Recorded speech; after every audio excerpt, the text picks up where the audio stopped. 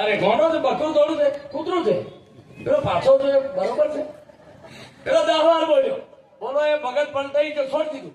બકરું ઠગો લઈને આવી જા. આવું ઘણી વાર ભજનમાં થાય. આજે હસા ખરા? મારા આવ્યા પહેલાના હાથ દાડા તમે કોઈ દાડ હસ્યા? કેમ નહીં હસ્યા ખબર? મૂઢમાં નહોતા. કારણ દેશી મોણાને દેશી વક્તા ફાવે. અહીંયા તો શિસ્તમાં રહેવું પડે.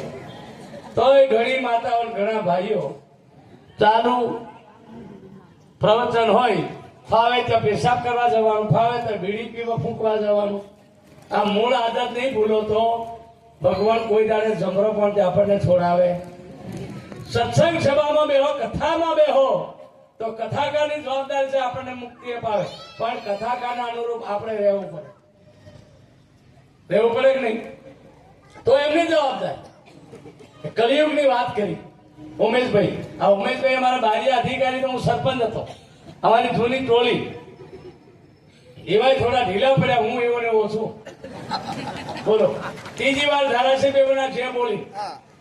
આ બધા કે ભજન કરવાથી શું મળે? આમને પૂછો નહીં, મને પૂછો કે ભજન કરવાથી શું મળે? તો હું 3 વાર ધારાસભ્ય બની ગયો, ખાલી મંજીરા ભગાયા. બોલો, કવિ સાહેબની સાક્ષીઓ, રામદેવજીની સાક્ષીઓ, આ બધું ચાલુ રાખ્યું. અમારે ત્યાં મળતું પડ્યું હોય, મન બોલાવે તો ઉપડી દઉં. એક બાજુ મળતું પડ્યું, અમે ભજનો ગાતા હોય.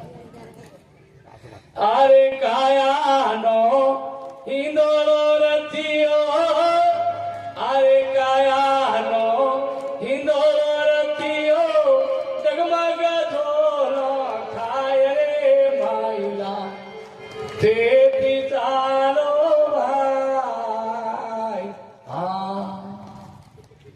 આ રિટાયર થયેલા કેટલા લોકો છે? નોકરી કરતા રિટાયર થયા હું વાત કરું બધી વાત. તમે રિટાયર થયા પછી હું કમાયા? કે ભજન આવડતું નથી. હિસાબ આવડે, કેટલો પગાર આવે, કેટલો વપરાય, એ બરોબર. પણ ભગવાનનું ભજન કાર્ય કર્યું એ હિસાબ નથી. આપણને અહીંથી મોકલે ને ત્યાં પૂછશે કે તમે કઈથી આવ્યા? કે પોપટપરાથી. બરોબર, બોલો તમારો હિસાબ લાવો. તો કોરું કાગળ લો કે અમારે કઈ છે જ નહીં. તને મોકલ્યો હું કામ? જેને આપણને ઘડ્યા છે એનું ભજન કરવા. આપણે એનો ભૂલી જા. સોરમ ભણાયો, પછી સોરમ પહેણાયો, એક ગોધરામ મકાન, એક પોપટપુરા મકાન, બીજું અમદાવાદ મકાન, આ બધું કર્યું. પણ તારો મુકામ છે તે તો સાફ કર્યું નહીં. તે તો કાળા નાગ જ છે.